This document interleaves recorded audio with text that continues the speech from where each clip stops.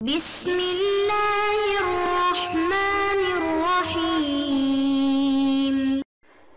السلام علیکم ورحمۃ اللہ وبرکاتہ۔ بسم اللہ الرحمن الرحیم۔ عزیز طلباء اکرام، ایم اے اسلامیات کے مضمون تاریخ اسلام کا آج ہمارا سبق نمبر 45 ہے، جس کا عنوان ہے شیخ احمد سرہندی کا تعارف اور ان کی خدمات۔ تو نیا سبق شروع کرنے سے پہلے ہم گزشتہ سبق کا خلاصہ دیکھتے ہیں۔ پچھلے سبق میں ہم نے سر سید احمد خان کے حالات اور ان کی خدمات کے حوالے سے گفتگو کی تھی۔ تو سب سے پہلے ہم نے سر سید احمد خان کے مختصر حالات دیکھے تھے۔ ان کے حالات میں ہم نے ان کی ولادت کے حوالے سے گفتگو کی تھی، ان کے ابتدائی حالات کے حوالے سے گفتگو کی تھی، ان کی ملازمت، سفر برطانیہ، ان کی تصانیف اور ان کا جو علی گڑھ کالج تھا اس کی بنیاد اور اس کے قیام تک ہم نے ان کے ابتدائی حالات دیکھے تھے۔ اور ایسے ہی پھر ہم نے ان کی خدمات کے حوالے سے گفتگو کی تھی، تو ہم نے ان کی سیاسی خدمات دیکھی تھیں۔ سیاسی خدمات میں رسالہ، اسباب بغاوت ہند، ایسے ہی دو قومی نظریہ اور مسلمانوں کو بالخصوص طلباء کو سیاست سے الگ رہنے کی جو مشورہ انہوں نے دیا تھا، جو تلقین کی تھی، تو اس حوالے سے ہم گفتگو کر رہے ہیں۔ تو انشاءاللہ آج کے اس سبق میں ہم شیخ احمد سرہندی کے مختصر حالات دیکھیں گے، اور ان کے حالات میں ہم ان کی ولادت کے حوالے سے گفتگو کریں گے، ان کے حصول علم کے حوالے سے، اور ان کا پھر اکبر آباد میں قیام جو تھا وہاں پر انہوں نے رہائش اختیار کی، اس کے حوالے سے دیکھیں گے۔ ان کی شادی، ان کی گرفتاری اور جہانگیر بادشاہ کے ساتھ ان کے تعلقات، اور پھر آخر میں ان کی وفات کے حوالے سے انشاءاللہ ہم تبصرہ کریں گے۔ اور پھر ایسے ہی ان کی خدمات دیکھیں گے۔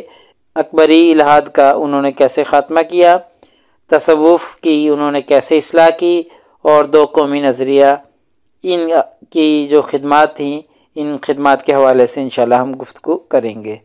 تو چلیے سب سے پہلے ہم ان کے حالات زندگی کے حوالے سے تبصرہ کرتے ہیں۔ تو ان کے حالات میں سب سے پہلے ہم ان کی ولادت دیکھتے ہیں۔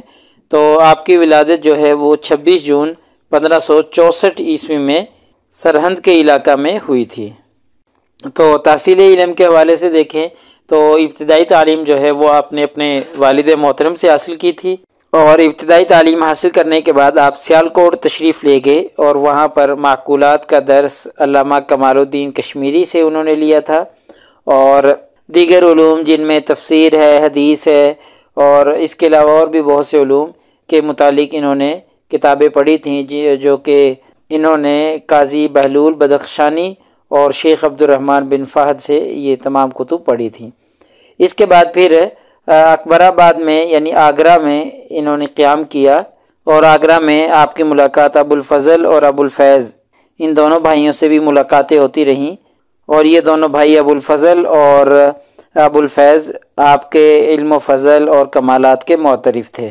تو اب آپ کی شادی کے حوالے سے گفتگو کرتے ہیں۔ تو اکبر آباد میں یعنی آگرہ میں آپ کافی لمبا عرصہ مقیم رہے، تو آپ کے والد محترم خود آپ کی محبت میں آپ سے ملاقات کے لیے گئے، اور آپ کو اپنے ساتھ سرہند لے کر آئے، اور جب واپس اپنے علاقے سرہند میں آ گئے تو شیخ سلطان تھانسری کی بیٹی سے آپ کی شادی ہوئی تھی۔ تو اس کے بعد 1599 میں مجدد الف ثانی رحمہ اللہ نے دلی کا رخ کیا، اور وہاں پر حضرت خواجہ باقی باللہ کی خدمت میں حاضر ہوئے، اور کچھ عرصہ ان کی خدمت میں رہے، اور کچھ عرصہ خدمت میں رہنے کے بعد آپ کو بیعت کرنے کا موقع ملا۔ تو آپ نے بہت جلد جو ہے وہ طریقت کے منازل طے کیے، اور 1601 عیسوی میں حضرت خواجہ باقی باللہ نے آپ کو خلافت عطا کر دی۔ تو اس کے بعد پھر آپ کے مرشد کی وفات ہو گئی، اور پھر آپ مرشد کی وفات کے بعد دین کی اشاعت اور دین کی تبلیغ میں ہمتاً مشغول ہو گئے۔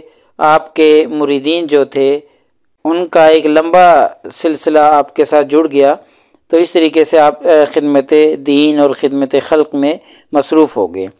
پھر گرفتاری کا واقعہ پیش آیا۔ گرفتاری کا واقعہ کچھ اس طرح پیش آیا کہ مغل بادشاہ جہانگیر کا جو دربار تھا اس میں ایرانی لوگوں کا زیادہ تر غلبہ ہو گیا تھا، اور ایرانی جو تھے وہ حضرت مجدد الف ثانی رحمہ اللہ سے عداوت اور دشمنی رکھتے تھے۔ تو انہوں نے جہانگیر کے کان بھرے کہ آپ رحمہ اللہ اپنے آپ کو حضرت ابوبکر صدیق رضی اللہ تعالیٰ عنہ سے افضل قرار دیتے ہیں۔ تو جہانگیر نے مجدد الفسانی رحمہ اللہ کو اپنے پاس بلوایا اور پوچھا کہ کیا آپ اپنے آپ کو حضرت ابوبکر صدیق سے افضل قرار دیتے ہو؟ اس پر شیخ صاحب نے تسلی بخش جواب دیا اور جہانگیر کو مطمئن کر دیا اور واضح کیا کہ میں اپنے آپ کو حضرت ابوبکر صدیق سے افضل قرار نہیں دیتا۔ تو ابھی یہ گفت و شنید چل رہی تھی، سوال و جواب چل رہے تھے کہ کسی نے جہانگیر کے کان میں یہ بات بتلائی کہ شیخ نے دربار میں آتے ہوئے بادشاہ سلامت کو سجدہ نہیں کیا، اور اس وقت یہ دستور تھا کہ جو بھی دربار میں حاضر ہوتا تھا وہ سجدہ کیا کرتا تھا۔ تو اس پر جہانگیر نے شیخ صاحب کی طرف سے سجدے کے انکار کرنے پر آپ کو گوالیار کے قلعے میں قید کروا دیا تھا۔ چونکہ آپ نے سجدہ نہیں کیا اور آپ نے سجدے سے انکار کر دیا اور بتلایا کہ یہ سجدہ جائز نہیں ہے، تو اس کی وجہ سے آپ کو قید کی صعوبت برداشت کرنا پڑی۔ تو پھر 1 سال بعد جہانگیر نے خود ہی آپ کو آزاد کر دیا اور اختیار دیا کہ اگر آپ سرہند واپس جانا چاہتے ہیں تو واپس چلے جائیں، یا بادشاہ کے لشکر میں شمولیت اختیار کرنا چاہتے ہیں تو بادشاہ کے لشکر میں شمولیت اختیار کر سکتے ہیں۔ تو آپ رحمہ اللہ نے لشکر میں رہنے کو اختیار کیا اور 3-4 سال تک جہانگیر کے لشکر میں رہے اور جہانگیر کے ساتھ رہے۔ تو اس دوران آپ کو بڑا موقع ملا کہ آپ بادشاہ کو واعظ و نصیحت کر سکتے تھے، اور اس موقع سے فائدہ اٹھاتے ہوئے شیخ صاحب نے بادشاہ کو بہت سے واعظ و نصیحتیں کی، جس کی وجہ سے وہ اخلاقی طور پر کافی بہتر ہو گیا۔ تو اب آپ کی وفات دیکھتے ہیں تو آپ کی عمر زیادہ ہو گئی، بڑھاپا اور کمزوری محسوس ہونے لگی، تو آپ نے بادشاہ سے اجازت لی اور بادشاہ سے اجازت لے کر آپ سرہند واپس اپنے علاقے میں تشریف لے گئے، اور کچھ ہی عرصہ بعد 1624 10 دسمبر کو بروز جمعۃ المبارک اس دار فانی سے کوچ فرما گئے۔ تو چلیے اب ہم شیخ صاحب کی جو تجدیدی اور اصلاحی خدمات تھیں ان کے حوالے سے گفتگو کرتے ہیں۔ تو سب سے بڑی خدمت آپ کی اکبری الہات کا خاتمہ ہے۔ مغل بادشاہ اکبر کے بارے میں ہم پیچھے بھی پڑھ کر آئے ہیں۔ ان کے جو خیالات تھے وہ اسلامی تعلیمات سے کافی ہٹے ہوئے تھے، اور انہوں نے دین الہی کے نام سے ایک نیا دین ایجاد کیا تھا۔ تو اس دین کی کافی خصوصیات ہیں، جن میں سے موٹی موٹی یہ ہیں کہ اس نے اس دین میں جو نیا دین الہی کے نام سے ایجاد کیا تھا، اس میں بہت سی خرافات کو رکھا تھا۔ پہلی بری چیز جو اس میں پائی جاتی تھی وہ یہ تھی کہ بادشاہ نے یہ اعلان کروا دیا تھا کہ جو بھی دربار میں شخص آئے گا وہ بادشاہ سلامت کو سجدہ لازمی طور پر کرے گا۔ ایسے ہی اس دین الہی میں سورج اور آگ کی عبادت کرنے کی اور ان کی تعظیم کرنے کی اجازت دی گئی تھی۔ ایسے ہی جانوروں کو اس دین میں ذبح کرنے سے منع کیا گیا تھا۔ ایسے ہی ہندو عورتوں سے شادی کو جائز قرار دیا گیا تھا، اور حتیٰ کہ کلمہ تک بدل دیا گیا تھا۔ کلمہ یہ بنایا گیا کہ لا الہ الا اللہ اکبر خلیفۃ اللہ۔ ایسے ہی اذان پر پابندی لگا دی گئی تھی، اور رمضان المبارک میں دن کے وقت عام کھانے پینے کی ہدایات دی گئی تھیں، اور مسلمانوں پر سے زکوٰۃ اور غیر مسلموں پر سے جزیہ جو ہے اسے موقوف کر دیا تھا۔ حج پر پابندی لگا دی گئی تھی۔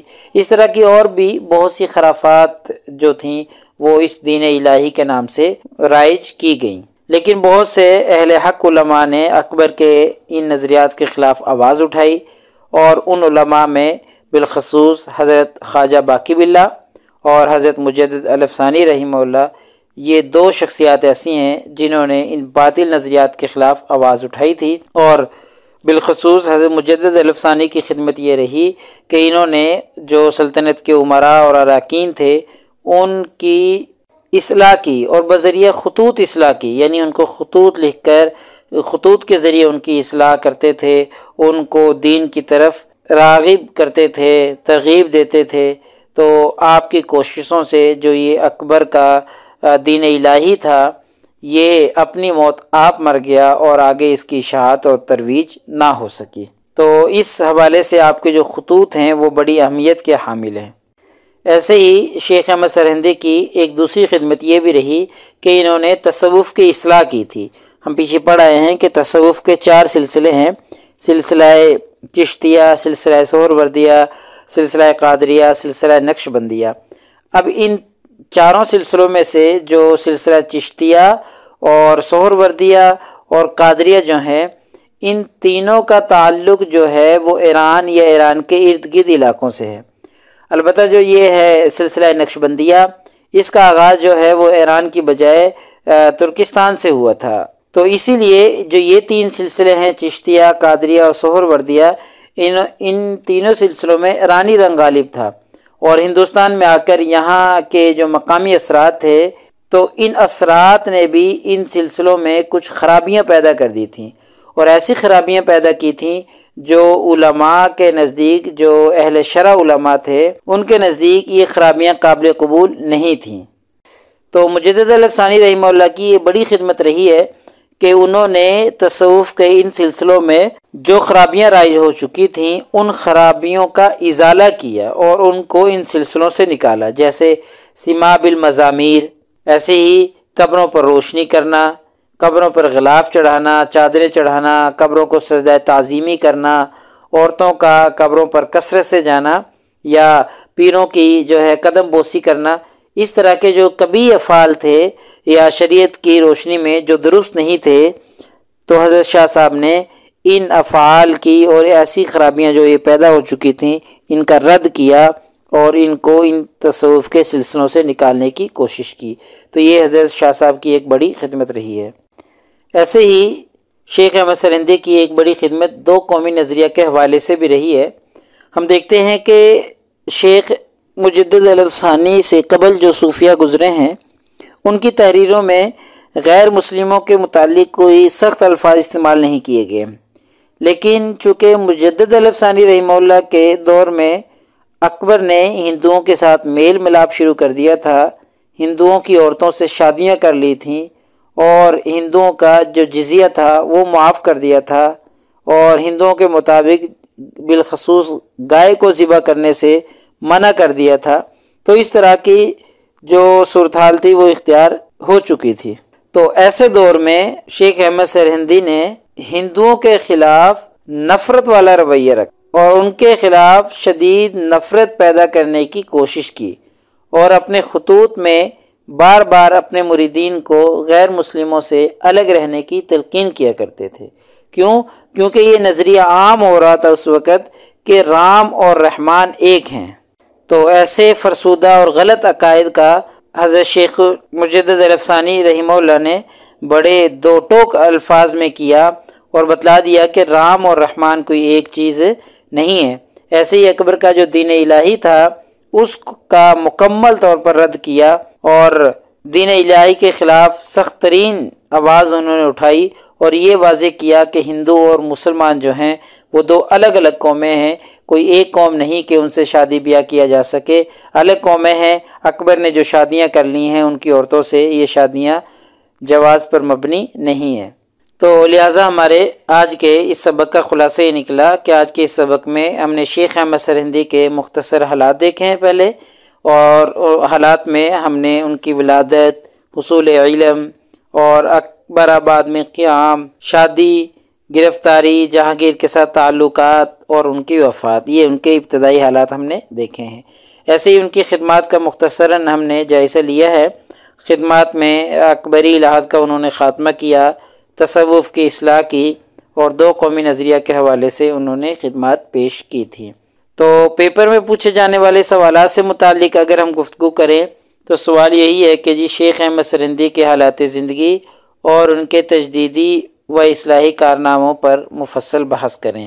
تو ان کے حالات بھی ہم دیکھ چکے ہیں اور ان کے تجدیدی اور اصلاحی کارنامے بھی ہم دیکھ چکے ہیں۔ تو اگلے سبق نمبر 46 میں انشاءاللہ ہم اسی ترتیب سے آگے چلتے رہیں گے، اور اورنگزیب عالمگیر کا تعارف اور ان کی خدمات کے حوالے سے گفتگو کریں گے۔ جزاکم اللہ خیر۔ السلام علیکم ورحمۃ اللہ وبرکاتہ۔ اللہ پاک آپ سب لوگوں کا حامی و ناصر ہو۔ اگلے سبق تک اجازت چاہتا ہوں۔ اللہ تعالیٰ آپ سب لوگوں کو کامیابیاں نصیب فرمائے۔